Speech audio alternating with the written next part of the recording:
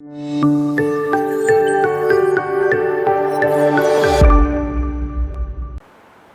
we are going to understand with the heart. As introduction, we can say that heart is a muscular pumping organ. So, for every organ we need to give an introduction.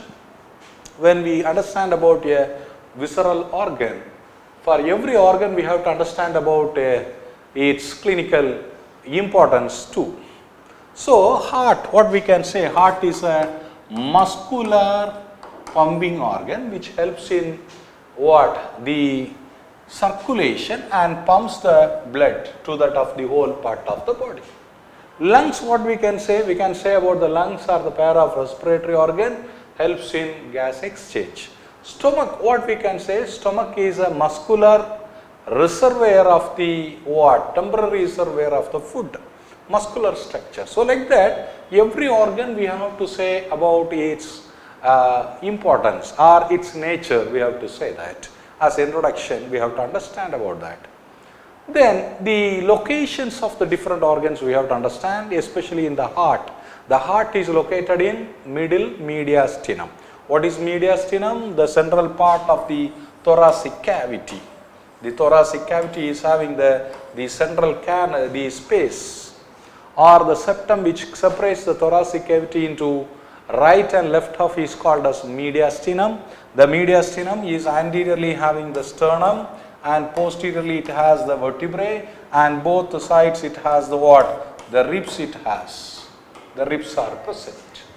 So, the in the side view we can understand that the mediastinum, which has the vertebrae in the posterior aspect, we have the vertebrae, 12 thoracic vertebrae, anteriorly we have the sternum and superiorly we have the thoracic inlet. It is closed by suprapleural membrane and inferiorly the diaphragm is present. This mediastinum is having the sac, that is a sac we call as pericardium. Inside the pericardium we have that heart. So, heart is located in the middle mediastinum, seated over the dome of diaphragm under the covering of pericardium. So, this is about the heart.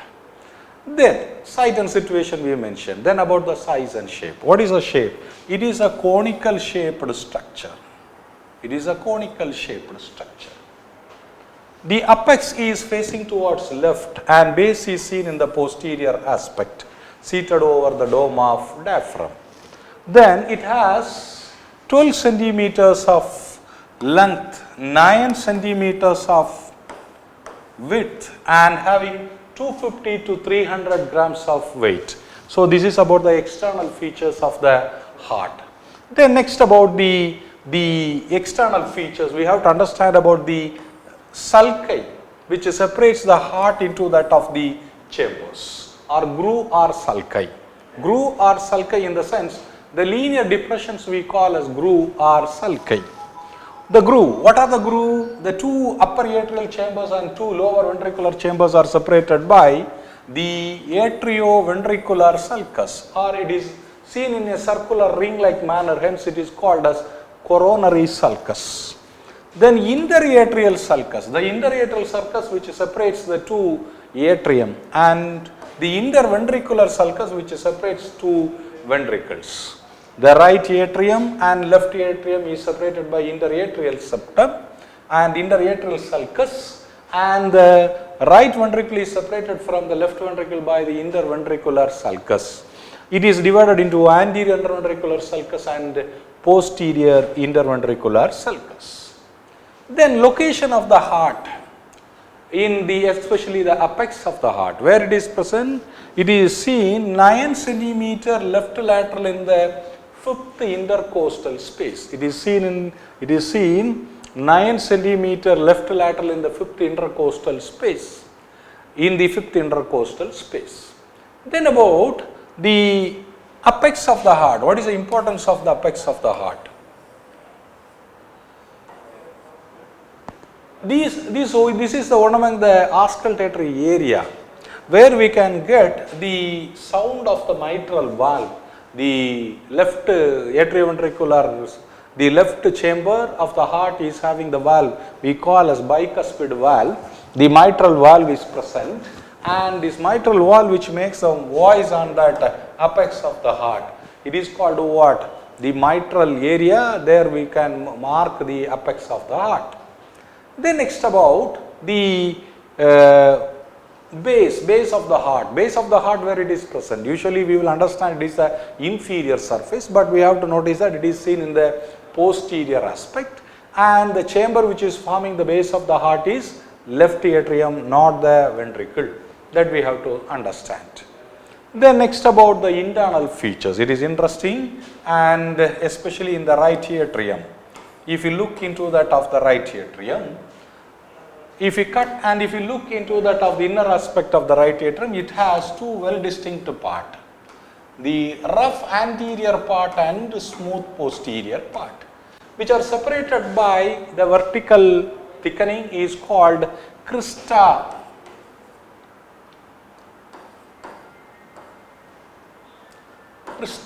terminalis. The sulcus terminalis is the depression which is seen outside the heart, which divides into anterior part and posterior part, but the vertical thickening which is seen in the inner part of the heart divided into rough anterior part and smooth posterior part, that is called crista terminalis. The crista which has the transverse muscular ridges, which is called as musculi pectini, musculi pectini, P-E-C-T-I-N-I, pectini.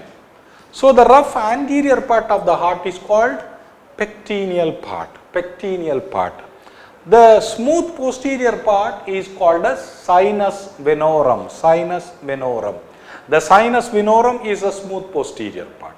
What is in the sinus venorum? The openings.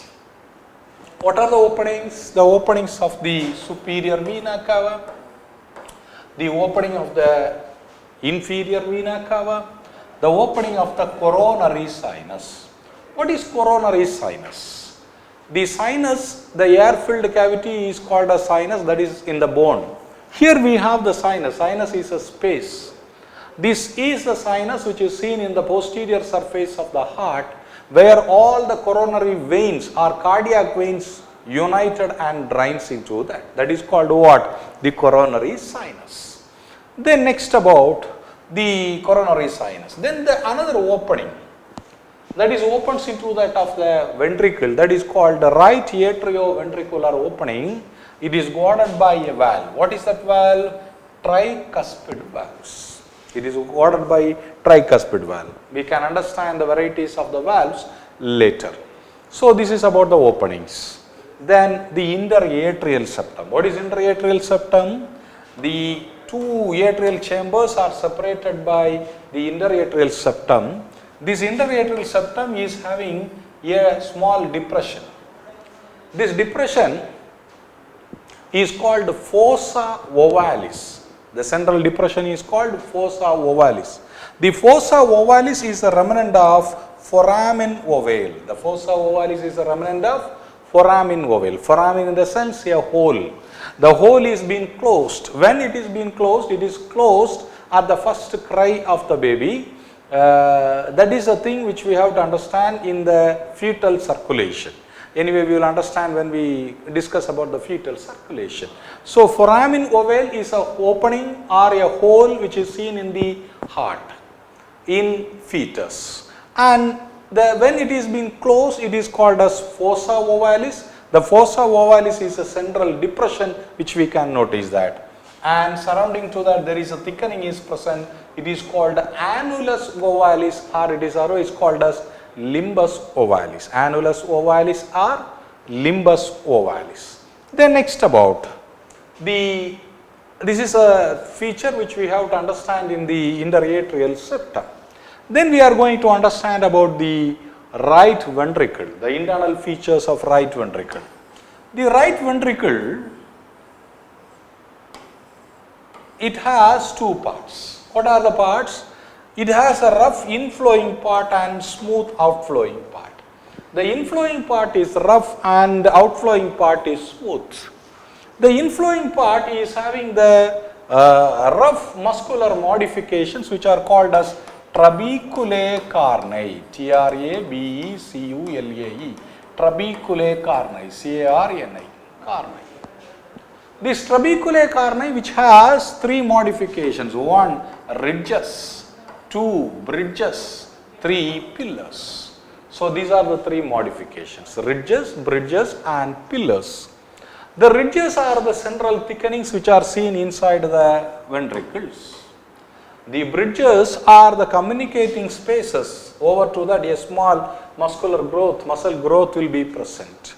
And pillars are the papillary muscles, otherwise called as, these are the papillary muscles.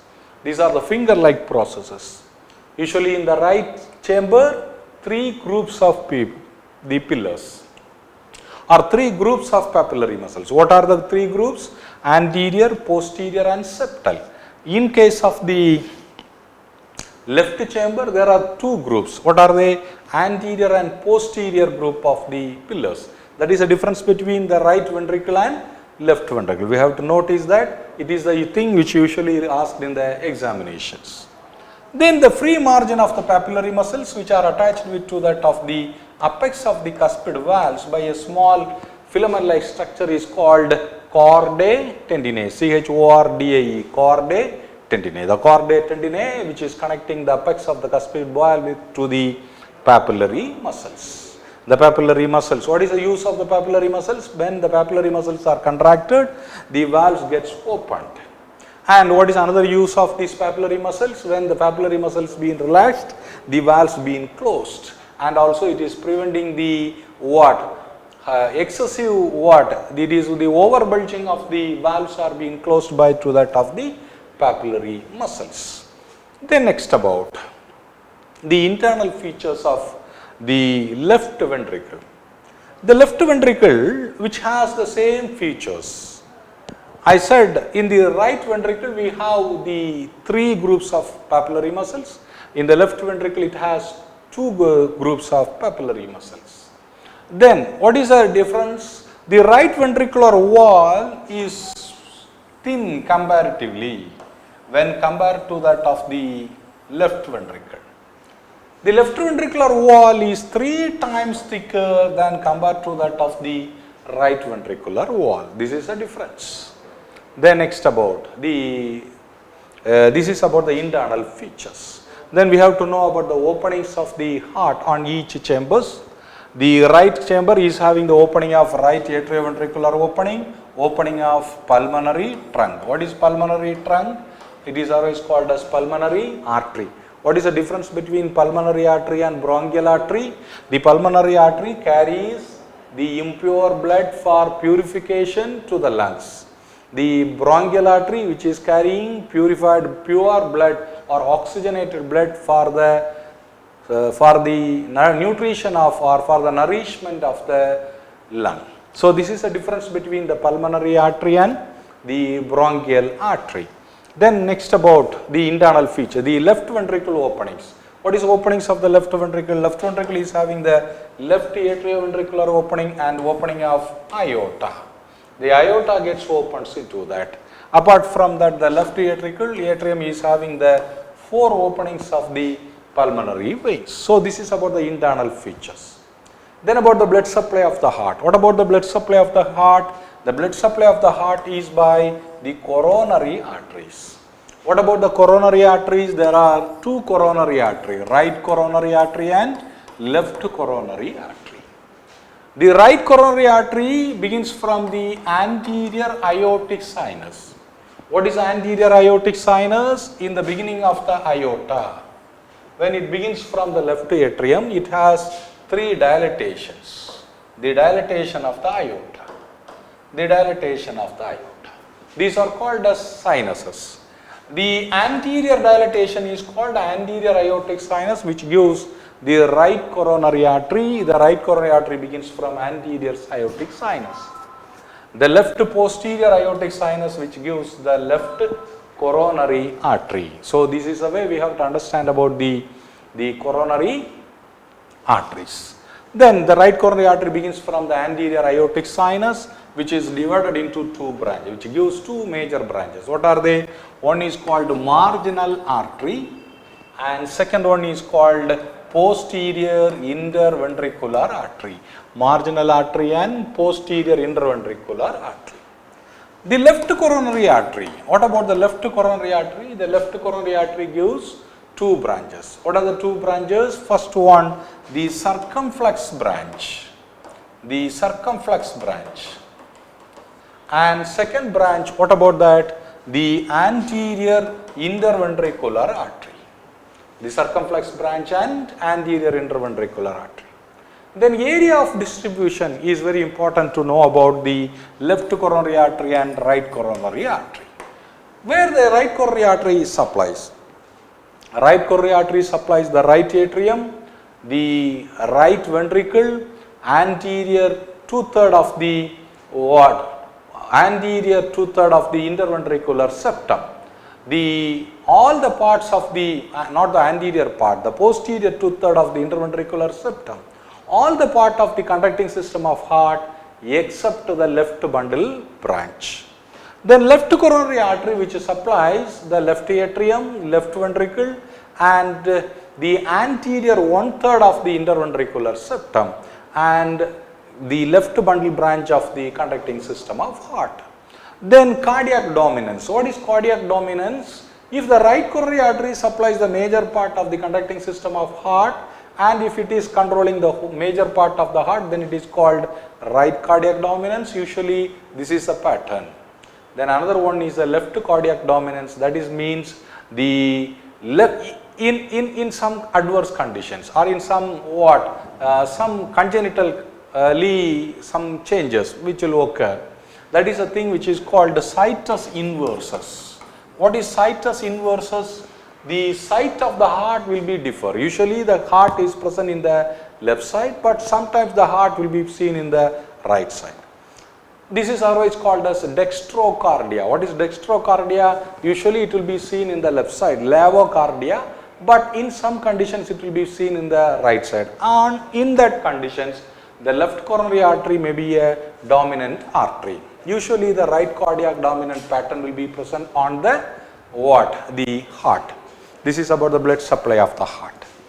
Then next we need to understand about the nerve supply of the heart. What about the nerve supply of the heart? For everything which we have to say that nerve supply of heart, lung, stomach, kidney, everything we have to say that is by autonomic nervous system.